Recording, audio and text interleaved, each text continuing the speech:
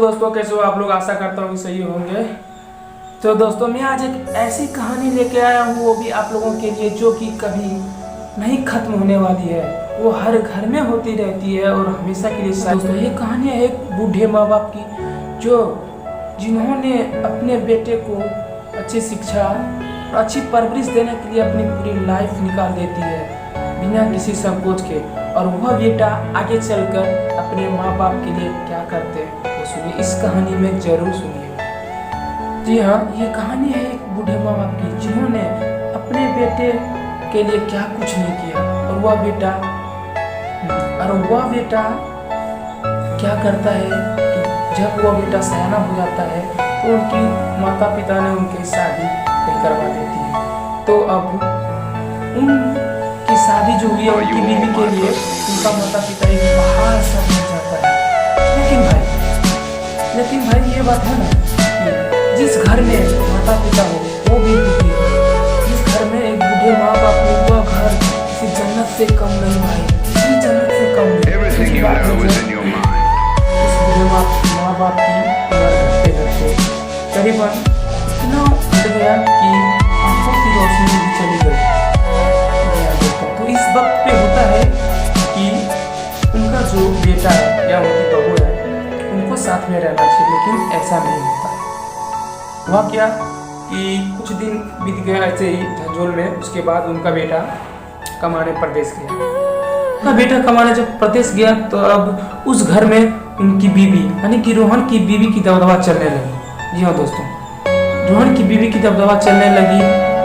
आए दिन बीतते गया और एक दिन की बात अचानक रोहन की बाबूजी का तबीयत पूरा खराब हो गई। जी हाँ दोस्तों, रोहन की बाबूजी की जब तबीयत पूरा खराब हो गई तो रोहन की माँ ने कहा कि बहू सुनती हो थोड़ी चाय बना दे। जी हाँ दोस्तों, बहू सुनती हो थोड़ी चाय बना देना, क्योंकि बुखार है तो थोड़ी चाय पीने की भी मन, तो सुनती हो थोड़ी चाय बना देना। तो भाई अंदर से आवाज आया, दिन में 4 बार 5 बार चाय बोलते हो, मैं तुम्हारा नौकर नहीं जो मैं तुमको बार दिन में 4-5 बार चाय बना के दे सकूं। ऐसे भी 2-4 बार करने के बाद रोहन की माँ ने खुद जाके, जी हाँ दोस्तों, खुद जाके उन्होंने टटोल बटोल के अपने से, क्योंकि आँख से तो उतना दिखाई नहीं देता, टटोल बटोल के उन्होंने चाय बनाई रोहन की बाबूजी के लिए और उनको लाके दी।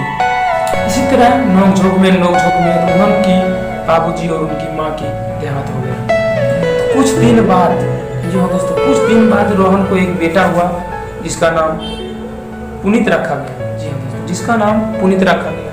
पुनीत धीरे धीरे सयाना होते गया और उनकी भी शादी हो गई। जी हाँ दोस्तों, उनकी भी शादी हो गई और उनकी माँ बाप की तो उम्र घट चुकी है, करीबन बहुत ज़्यादा नहीं, थोड़ा भी कम, मतलब शादी हो गया तो उम्र तो कितनी ही चाहिए। तो पुनीत की बीवी ने कतई ना सुनी। जी हाँ, पुनीत की बीवी ने कतई ना सुनी।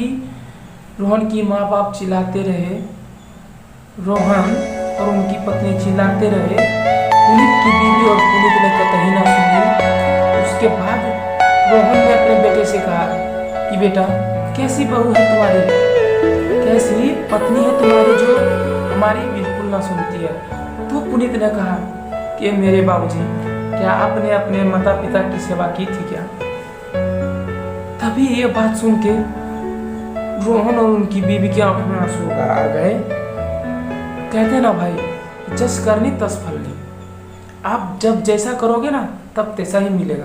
तो भाई मैं यही विनती करता हूँ आप लोगों से कि आप लोग भी अपने माँ बाप को कभी अलग नहीं करना, दादा दादी माँ बाप को।